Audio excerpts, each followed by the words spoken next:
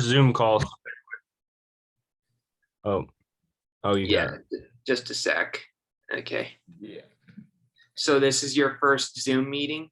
Yeah, I've never done a Zoom meeting, so bear with me here. No biggie. All right. This is a connection of mine named Justin, who's a racing fanatic. Oh, hey, nice to meet you guys. Nice to meet you. How are you guys doing today? Good. So you ready to get started? Yeah, whenever you guys are. Yeah, so just to tell you a little bit of what I do, I was the guy that spoke to your dad at the garage last year, and Yeah. he was a guest on my channel briefly, and yeah. Yeah, we watched the interview. It's really cool what you're doing, getting all these different racers. It's pretty cool. Yeah, and you should see when I recently got film producers and directors on there as well. Oh, really? I'll have to check that out. That's cool. You're getting all these And- different people. It's And pretty just to tell you what I do, my dream is to have a big NASCAR drivers on my channel. I do about the same thing as him. I have a theme song, so we'll get going with that, and then we'll get this show started. Okay, sounds good. All right, cool. So just as a plan, Justin, if you'd like, you could ask your questions and then I could ask mine. Does that sound good to you? Yep. All right. And who's going to go first, you or me? Well, I'm going to play my intro. So after that, then it will be I'll start. All right, sounds good. So I'll start recording my part of the video then, and I'll tell you, does a countdown work? Yes. Yep. Okay, so I'll start in 3, 2, 1. Hello and welcome to a special edition of Full Throttle. I got some special guests, Gaylord and my good buddy. What's your name again? Doug Kenny. Doug Kinney. Here to help me with today's interview for Full Throttle. Let's get going. All right, so you have your list of questions, right, Justin? Yes, but I have some questions for him right off the get-go. So you ready? Yep, I'm ready. All right. So where are you located today from? So I'm just at our shop in Lakewood, Colorado, and we're a repair shop for Honda and Acura. We specialize in Honda and Acura vehicles. So I'm just in the back office here, getting a little break and doing this interview with you guys. Oh, Aggie. So if you had to be a betting man, okay, I know you can't look into a crystal ball, but Yeah. but you're familiar with NASCAR, aren't you? Yeah, And absolutely. so who is your pick right now to win the cup title? Well, from the beginning of the year, I always pick Kyle Larson. I mean, his stats. For me being a dirt racer, I kind of already followed him before with his dirt racing after he got suspended last year and all that happened. So I've always kind of known about him, and I know he can drive any car he gets in. And then obviously he's proved to the nation or the world this year how good he really is. So from the start of the year when he signed with Hendrick, I picked him to be a Hall of Famer. I mean, I think he will be. So I think he's still my top pick. Obviously, Fords are starting to get a little better. Penske's always good at the end. Gibbs will be there. So I think it'll be another one like last year. You could have Larson not making the Final Four. You don't know. So but in my opinion, I think it'd be Larson or one of the Hendrick guys, just from how the year's been going. All right. So I mean, if you were in NASCAR, who would your crew chief be? I mean, who would you want? Any of them right now, they're all pretty good. there's I mean, I think Kyle Larson's crew chief has probably one of the easier jobs because he's such a driver, but he's good. I mean, Alan Gustafson's obviously really good. Chad Knaus would be the one overall I would always pick, but probably I've always liked Paul Wolf with Penske. He's always been kind of a risk taker, but always has fast cars. So I would think he would be pretty good. But I mean, the top 10, top 20 in NASCAR, you could probably put a good driver with any of those crew chiefs and they'll do just fine. So I got a couple more questions, but I'll let him jump in here Okay. and add some of his. So go ahead. So Trip, yeah, I'm glad you could join us. And I must ask, where are you originally from? I was right here in Colorado. I was born and raised here I was born in Littleton, Colorado, which is 10 minutes away, and grew up in Golden, Colorado, which is 10 minutes away. So right here in pretty much Denver, Colorado is the main town closest to us, but born and raised here and been here my whole life. That's really cool. I'm originally from Estes Park. Yeah, it's pretty up there. You're in a little nicer area from up there, but Colorado's a really pretty state. We're lucky to live here and be from here. Makes it a little harder racing. We have to travel quite a bit to go to any races because there's not very many tracks around here, but it's a beautiful state. When we want to go hiking, we can go any day. It's getting a little busy with all the people moving in, but we're still dealing with it and can escape to the mountains anytime we want. That's good to hear. So who is your biggest racing hero growing up? Oh, my dad by Ooh. far. I mean, I always liked I was a Michael Waltrip fan once. Casey Mears, Matt Kenseth, they were all some of my drivers, but obviously my dad, I was always at his races, and unfortunately he retired when I started being more involved in racing, so I never got Makes to be a sense. part of the pit side of it, but I've done my fair share by now, so I've done it all. But yeah, I mean, my granddad was a really good road course SCCA racer till he was about 80 years old. My mom was a racer, so pretty much I wouldn't say a set hero. My family is probably my hero between the three, and giving me the guidance that they have. That's really cool. Did you ever attend any of your dad's NASCAR starts, like in Montreal or the Glen? So the only one, I mean, I went to a lot of the Winston West Series races, or at one point AutoZone, or what the different names they had, but I went to a lot of those.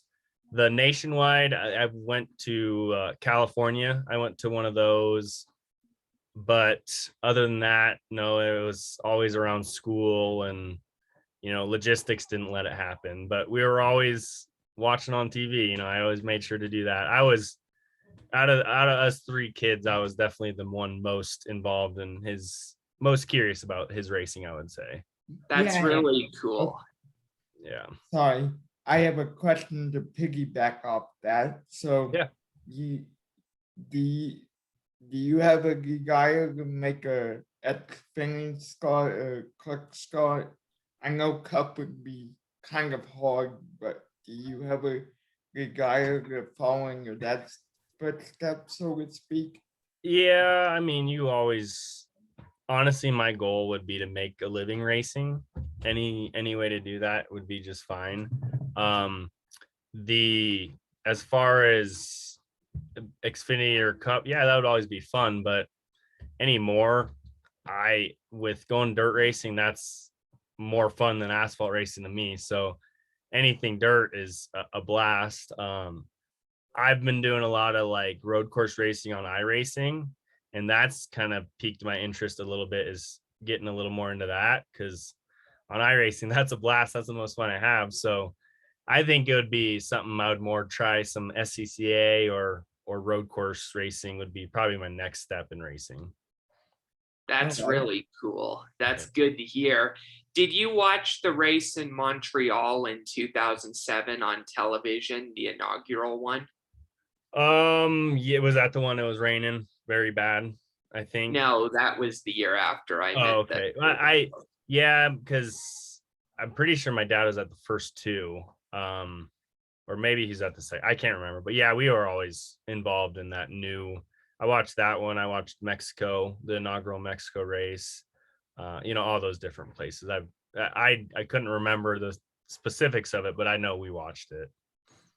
Did you see the ending when Robbie got into it with Marcus Ambrose towards the end? Yeah, and they were both doing burnouts, right? Down the front stretch or donuts or something. It was Robbie Gordon and then Kevin Harvick, the winner, because Oh, okay, yeah. Oh, yeah, getting into one, he spun him out, right? Was what it was.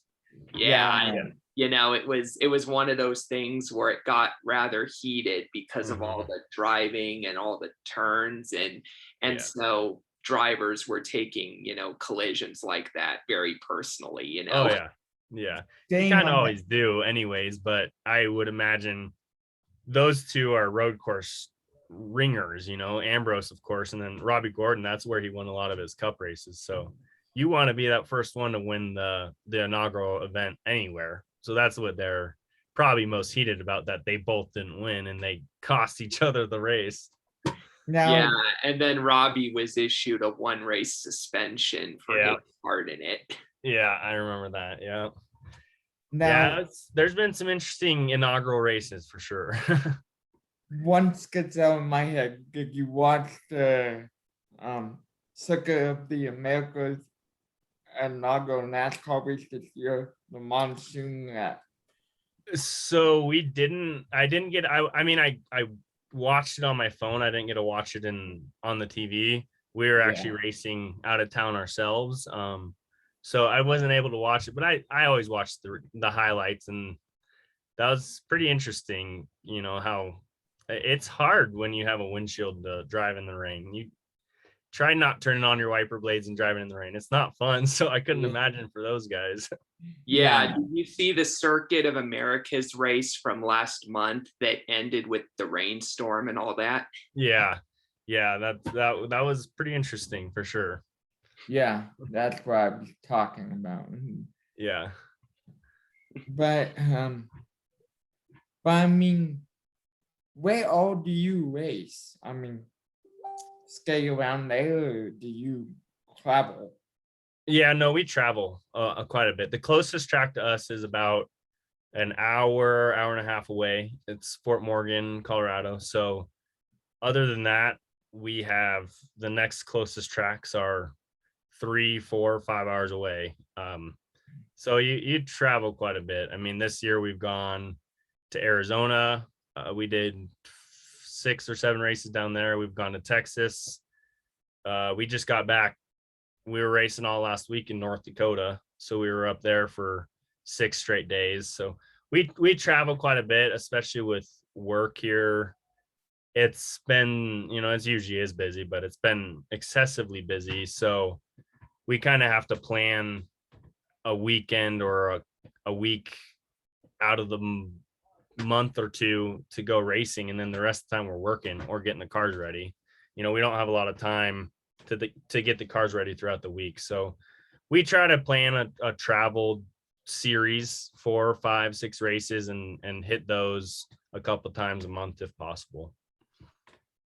That's cool. What was your first race win, if you can remember? That'd be in a IMCA. Well, it was technically a 2-seater, but I'm pretty sure it was at Fort Morgan, our local track. I'm pretty sure I came from towards the back too. From what I remember, back then I was pretty young, and a lot of drivers didn't like me. I guess still local. They're we're kind of the fast ones, so they're not too big of fans of us. But I remember that's probably the first one I remember vividly. Then I had a couple on, dirt, and then I went to asphalt and had a couple there. So there's probably my first 6 races, half were on wins, half were on dirt, half were on asphalt. It was pretty expanded for sure. That's really cool. Yeah. Do you have a funny racing memory, like a moment that was really funny? Um, I mean, we have plenty of funny moments on the road when we're traveling. I don't know of too many funny, a couple stick out that are more like payback stuff like that. I had one in Stockton where I got wrecked and then drove him down the front stretch and put him in the wall and actually lost me the championship. So learn not to have payback there. Yeah. Funny. I mean, you always get funny things when you're traveling, but nothing that really pops out, too much there. So mine.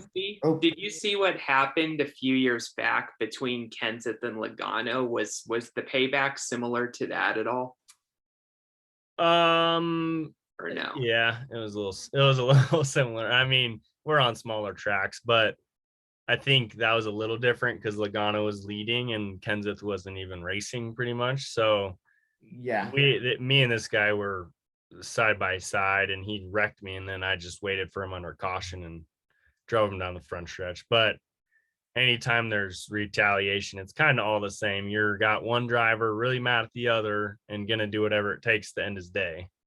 Kenseth probably did that the best out of all of us in Martinsville, but we all try. I remember watching that race, and I wasn't a Logano fan at the time, I admit. So I didn't really like him. But the thing is, I was raised to kind of be polite and kind to others. And so when it happened, I was sort of watching it like to say, I'm not sure I should laugh at this, but that's a little funny. Yeah, I would agree with that. I was probably the same thought there.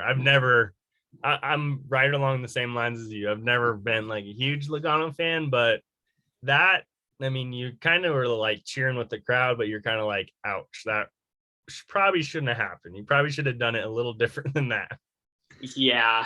And it's like you don't wish ill will upon anyone, but maybe a little bit. Yeah. Yeah, it was very good for NASCAR. I mean, they got probably the most ratings the next week, I bet, with what happened. But yeah, it was. I'm the same way. I wouldn't say I was bummed about it, but it was a little cringy how it happened and how Logano was leading and everything. Yeah, with the championship on the line and all that. Yeah. Yeah. So, speaking of championships, how many championships do you have? I think I only have one, actually. I in the dirt sport mod, I have one, and then I've only done probably one other full season, and I actually tied for the championship in that, but they gave it to the other driver because he had more wins. So ever since that year, I said no more points racing. Didn't have fun. I'm going after wins. So I only have one, and then I guess two, but I didn't get the trophy for the other one. Yeah. Mm-hmm. Yeah, that's really cool. So, what was the biggest win in your career, if you could think of it?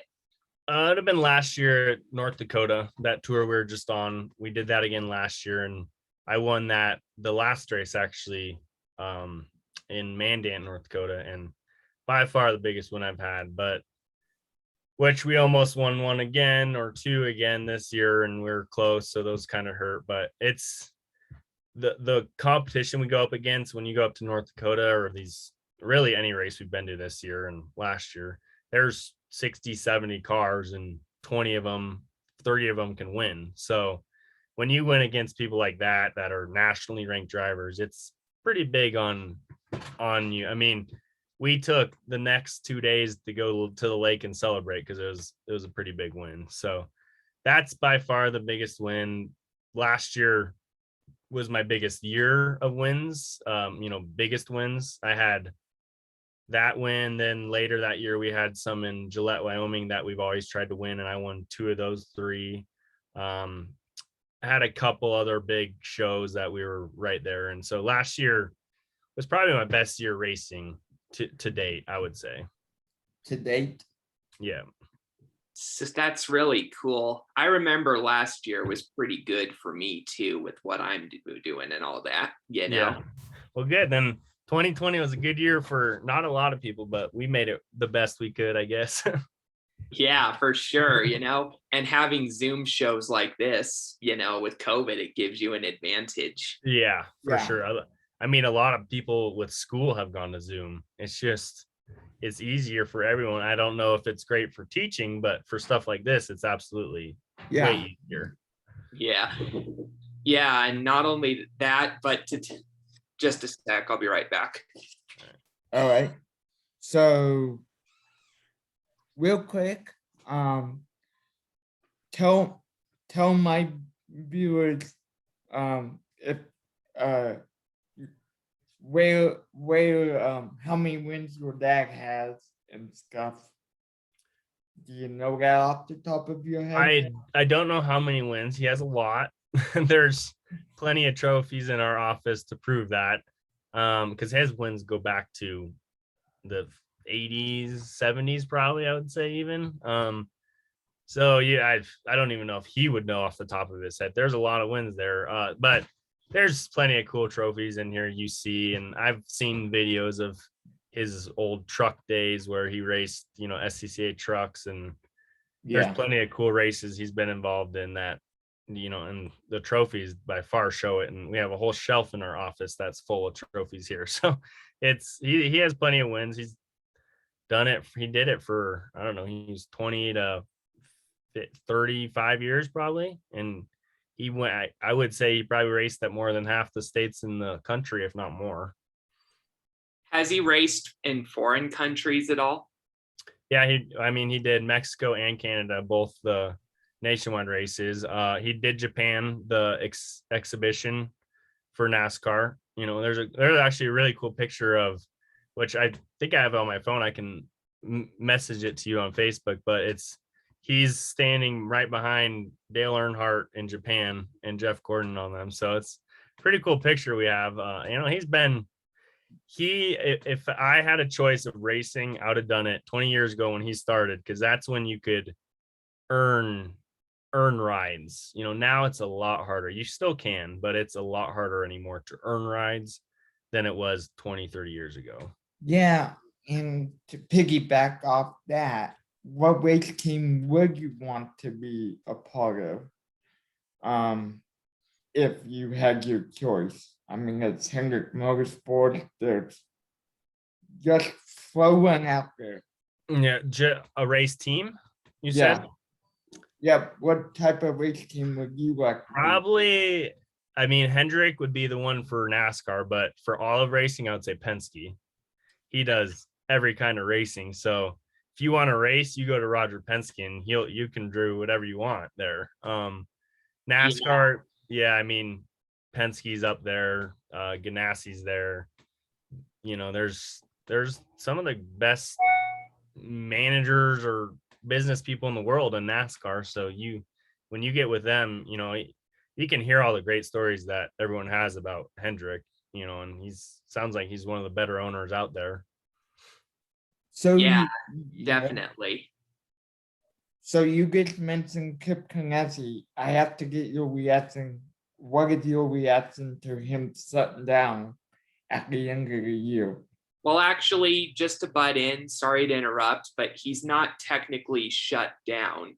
He's just shutting down the NASCAR part of his business. Yeah, Yeah. the NASCAR. Selling out of NASCAR. Yeah, I don't know if he might be smart to do that, because NASCAR's getting pretty intense with these charters and stuff. I don't know the funding side of it, but that's a lot. I from what I hear, it's quite a bit involved in these charters. So he might have picked the right opportunity to get out with the new car coming, everything. This is the year to do it. So and at the same time, his team kind of struggled for quite a bit before they got Larson behind the wheel. So yeah. Mhm. And Kurt Busch has helped them too, but yeah, he has other racing too. He has IndyCar and the Daytona prototypes and all that stuff. So you see him at the IndyCar races, not the NASCAR races. So obviously that's where his focus was. So I think it just worked out where it was the right timing. He had people wanting to buy, and he probably got a good price where he didn't say no to.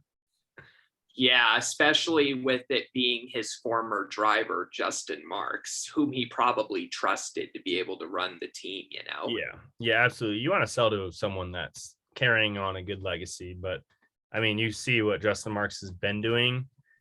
Maybe not a lot of people know about him, but if you're involved in NASCAR and you know a little, he's been doing pretty good things for the sport. So I think, yeah, he's Ganassi's like Penske and Hendrick. He's a smart businessman.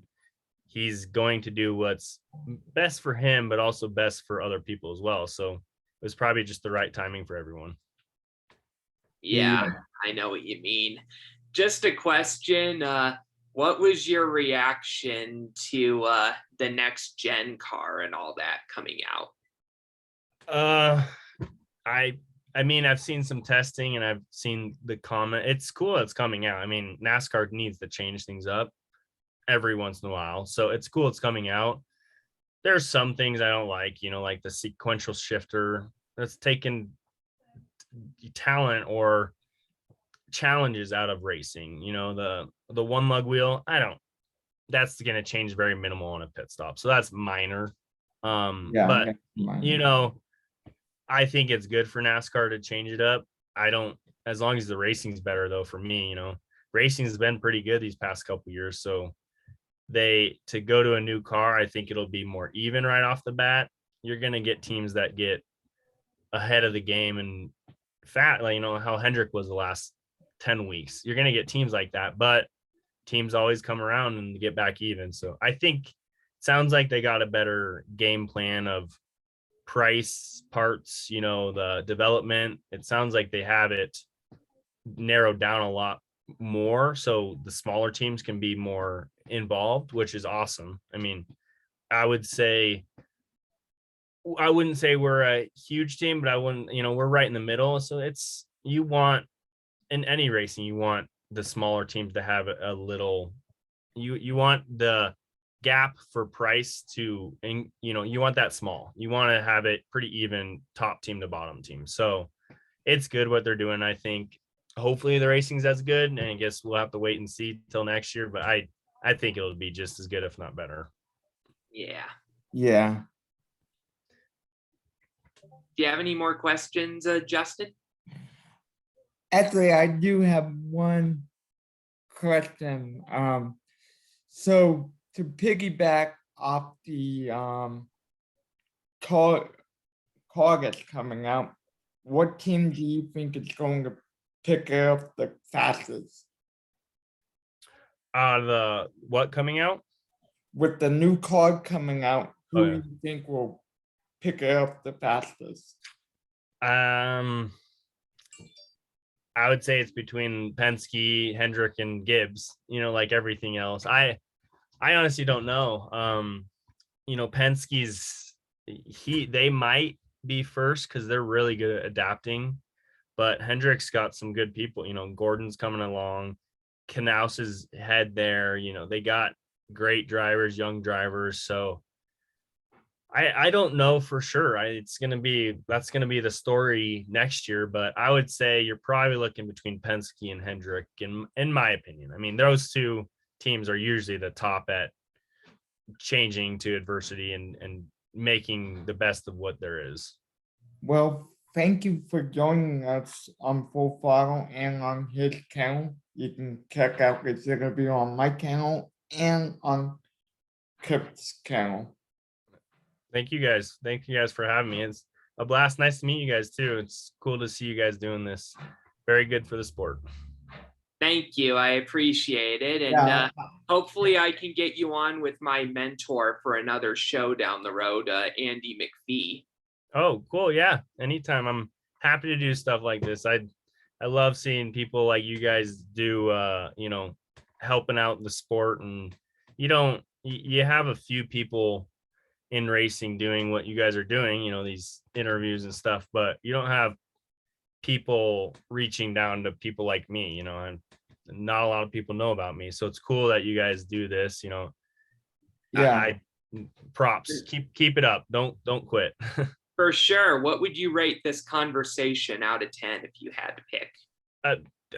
We were talking the whole time, so I'd say 9 or 10 out of 10. You guys, great questions, great talking. I didn't have any issues. Good to hear. And this is the first time he and I did this, so we'll keep it up. Yeah. Well, yeah. Yeah. I mean, you guys did great. You keep doing what you're doing. Good to Well, hear. Good, good So, hearing. So followers, I want to thank everybody for appearing on today's episode, and we'll see you next time on Movie Maker Doug 55. And I will see you next time on Full Throttle. Thank you to all my followers for following today's episode. Goodbye, everyone.